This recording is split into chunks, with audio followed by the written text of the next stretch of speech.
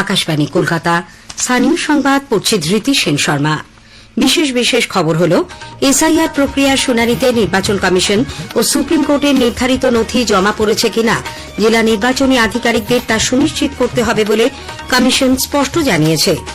রাজ্য সরকার নির্বাচন কমিশনের সঙ্গে সহযোগিতার বদলে অসহযোগিতা করছে বলে বিজেপি নেতা রাহুল সিনহা অভিযোগ করেছেন।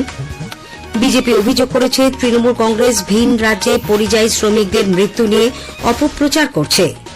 সুপ্রিম কোর্টের নির্দেশ সত্ত্বেও রাজ্য সরকার এখনও কর্মীদের বকেয়া ডিএ না দেওয়ায় রাজ্য সরকারি কর্মচারীদের সংগঠন মুখ্য সচিব ও অর্থ সচিবকে আদালত অবমাননার নোটিশ পাঠিয়েছে। কলকাতা পুরসভায় আজ পেশ করা হয়েছে 2026-27 আর্থিক বছরের বাজেট। বিজেপি সহ বিরোধী দলগুলি এর সমালোচনা করে বলেছে এই বাজেট অন্তঃসার শূন্য। আজ বিশ্ব বেতার দিবস। এবছরের মূল ভাবনা বেতার এবং কৃত্রিম বুদ্ধিমত্তা এআই একটি হাতিয়ার, কণ্ঠস্বর নয়। ইন্ডিয়ান সুপার লিগ ফুটবল প্রতিযোগিতা আগামীকাল শুরু হচ্ছে। আসছে বিস্তারিত খবরে। এসআইআর প্রক্রিয়া শুনানিতে নির্বাচন কমিশন ও সুপ্রিম কোর্টের নির্ধারিত নথি জমা পড়েছে কিনা জেলা শাসক ও নির্বাচনী আধিকারিকদের তা সুনিশ্চিত করতে হবে বলে নির্বাচন কমিশন স্পষ্ট জানিয়েছে। আগামী সোমবার 16 ফেব্রুয়ারি বিকেল 5টার মধ্যে সব জেলা নির্বাচনী আধিকারিককে জমা পড়ার সমস্ত নথি নিজে যাচাই করে নিশ্চিত করতে হবে বলে আজ এক ভার্চুয়াল বৈঠকে জানানো হয়। আমাদের প্রতিনিধি জানাচ্ছেন, নির্বাচন কমিশন বা সুপ্রিম কোর্ট নির্দিষ্ট নথির বাইরে অন্য কোনো নথি জমা দিয়ে ভোটারের নাম তালিকায় উঠলে দোষীকে কোনোভাবেই রেয়াত করা হবে না বলে স্পষ্ট ভাষায় জানিয়ে দিল নির্বাচন কমিশন।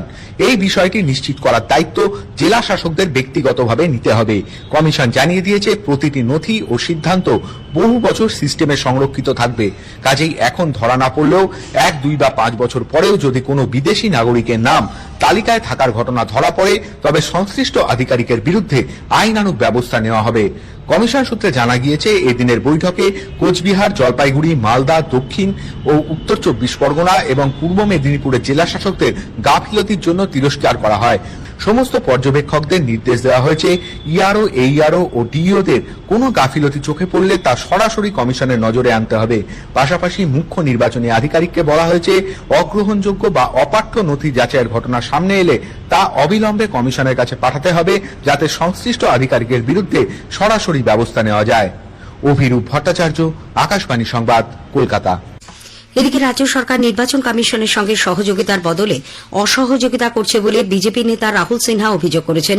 তিনি আজ নদিয়ার আসাননগরে এক সাংবাদিক সম্মেলনে দাবি করেন এ রাজ্যে প্রশাসনকে ব্যবহার করে কমিশনের কাজ ব্যাহত করার চেষ্টা চলছে। বাধা সৃষ্টি করা হচ্ছে এসআইআর এর কাজেও।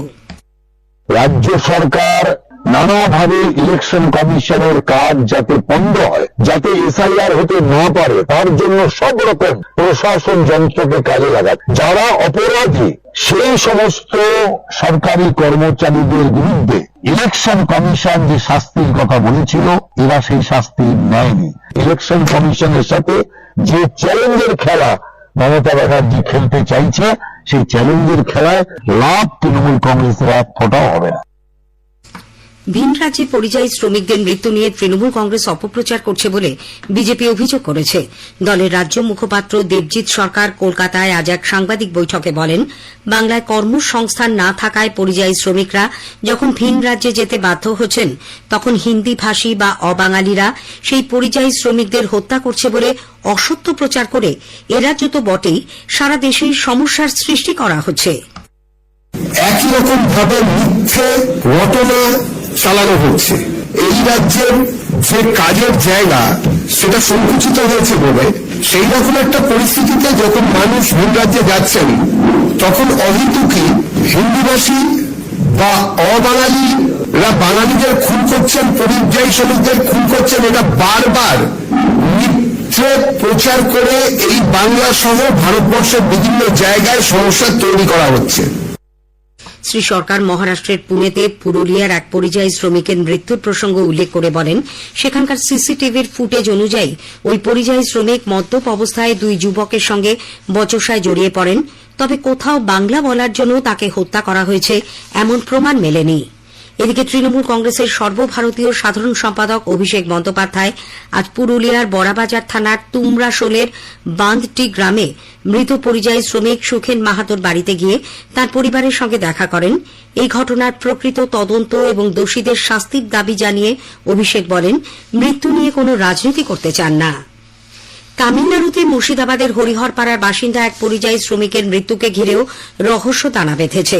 জানা গেছে, চেন্নাইয়ের পল্লিকারানাই থানা এলাকায় কাজের জায়গাতেই আলাউদ্দিন শেখ নামে ওই শ্রমিককে অচৈতন্য অবস্থায় পাওয়া যায়। ওই শ্রমিকের পরিবারের অবশ্য দাবি তাকে খুন করা হয়েছে।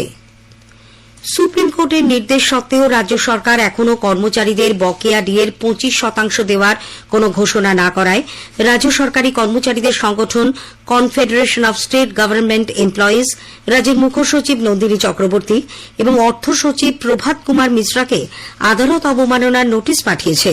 তাদের তরফের আইনজীবী জানিয়েছেন, গত 5ই ফেব্রুয়ারি 2 বিচারপতি সঞ্জয় কারোল এবং প্রশান্ত কুমার মিশ্রর বেঞ্চ স্পষ্ট জানান, অবিলম্বে রাজ্যকে কর্মচারীদের বকেয়া ডিএর 25% মিটিয়ে দিতে হবে। বাকি 75% রাজ্য কিভাবে কতদিনে মেটাতে পারবে সেই বিষয়ে আলাপ আলোচনার জন্য কমিটি গঠন করে সুপ্রিম কোর্ট। কিন্তু শীর্ষ আদালতের নির্দেশ মতো রাজ্য এখনও কোনো পদক্ষেপ না করায় এই নোটিশ পাঠানো হল বলে আইনজীবী ফিরদৌস শামীম জানিয়েছেন। সুপ্রিম কোর্ট নির্দিষ্ট রায় দিয়ে বলেছেন 25% এরিয়ার ডিএ ইমিডিয়েট ইফেক্টে মিটিয়ে দিতে হবে এবং একটি হাই পাওয়ার কমিটি তৈরি করতে হবে। এই 25% এরিয়ার ডিএ একদিকে না মেটানো, এর ফলে এই কন্টেম্প নোটিশ এবং এই হাই পাওয়ার কমিটি এবং তার টোটাল অ্যামাউন্ট কত পেমেন্ট করতে হবে, কতগুলো ইনস্টলমেন্টে সেটা ডিসাইড করবে 6 মার্চের মধ্যে এবং 31 মার্চের মধ্যে কমিটি নির্ধারিত ফার্স্ট ইনস্টলমেন্ট সেটা পেমেন্ট করতে হবে এবং আদালতের সামনে 15 এপ্রিল স্ট্যাটাস রিপোর্ট জমা দিতে হবে। তাদের একাধিক নির্দেশ অমান্য করায় নির্বাচন কমিশন রাজ্যের মুখ্য সচিব নন্দিনী চক্রবর্তীকে আজ দিল্লিতে তলব করে। বিকেল 3টের মধ্যে তাকে হাজিরা দিতে বলা হয়। হাজিরা শেষে আজ রাতেই তিনি কলকাতায় ফিরছেন বলে জানা গেছে। প্রধানমন্ত্রী নরেন্দ্র মোদী রবিবার 22 ফেব্রুয়ারি আকাশবাণীতে মন কি বাত অনুষ্ঠানে দেশ বিদেশের মানুষের সঙ্গে তার চিন্তাভাবনা ভাগ করে নেবেন। এটি হবে মাসিক এই বেতার অনুষ্ঠানের 131তম পর্ব। স্থানীয় সংবাদ শুনছেন আকাশবাণী কলকাতা কেন্দ্র থেকে। এখন বিজ্ঞাপন, পরে রয়েছে বাকি খবর। ও দিদি, শুনেছ খবরটা? আমাদের লক্ষ্মীর ভান্ডারের টাকা বেড়েছে। তাই নাকি? বেড়েছে? হ্যাঁ, মাননীয় মুখ্যমন্ত্রী মমতা বন্দ্যোপাধ্যায় আমাদের জন্য টাকা বাড়িয়ে দিয়েছেন। এই ফেব্রুয়ারি থেকে সবাই 500 টাকা বেশি পাবো। ঠিকই শুনেছেন, রাজ্যের মা বোনেদের জন্য মা মাটি মানুষের সরকার লক্ষ্মীর ভান্ডারের মাসিক অনুদান বাড়ানো 500 টাকা। সাধারণ শ্রেণীর মহিলারা এখন থেকে পাবেন মাসিক 1500 টাকা এবং তপশিলি জাতি ও জনজাতিভুক্ত মহিলারা পাবেন মাসিক 1700 টাকা। স্বনির্ভর নারী, স্বনির্ভর বাংলা।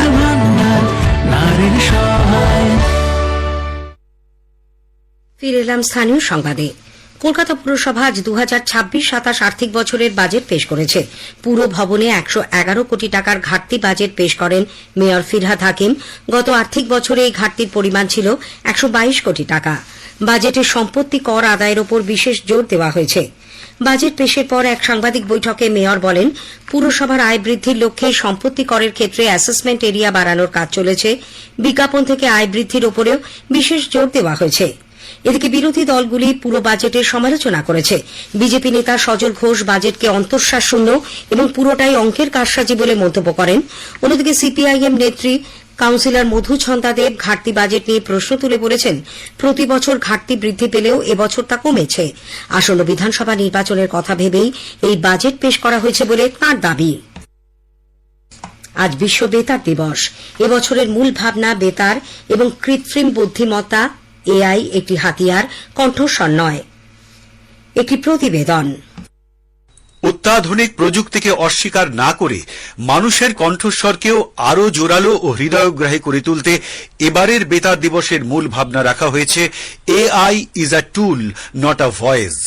ভারতে মোট জনসংখ্যার 99% মানুষ নানা ভাষা ও আঞ্চলিক বিষয়ের বেতার সম্প্রচার শুনে থাকেন। এর সঙ্গে যুক্ত হয়েছে 528টি কমিউনিটি রেডিও স্টেশন, যেখান থেকে দেশের প্রান্তিক স্তর পর্যন্ত স্থানীয় সংস্কৃতি ও বিজ্ঞান সচেতনতামূলক গুরুত্বপূর্ণ কাজ চলছে। উল্লেখযোগ্য সম্প্রচারের জন্য গিনেস বুক অব ওয়ার্ল্ড রেকর্ডসে ইতোমধ্যেই নাম নথিভুক্ত হয়েছে অল ইন্ডিয়া রেডিওর। অভিজিৎ চক্রবর্তী, আকাশবাণী সংবাদ, কলকাতা।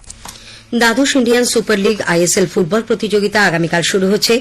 গতবারের চ্যাম্পিয়ন মোহনবাগান সুপার জায়ান্ট প্রথম দিনে মাঠে নামবে প্রতিপক্ষ কেরালা ব্লাস্টার্স। শেষ করার আগে স্থানীয় সংবাদের বিশেষ কিছু অংশ আরও একবার। এসআইআর প্রক্রিয়ার শুনানিতে নির্বাচন কমিশন ও সুপ্রিম কোর্টের নির্ধারিত নথি জমা পড়েছে কিনা জেলা নির্বাচনী আধিকারিকদের তা সুনিশ্চিত করতে হবে বলে কমিশন স্পষ্ট জানিয়েছে। স্থানীয় সংবাদ শেষ হল।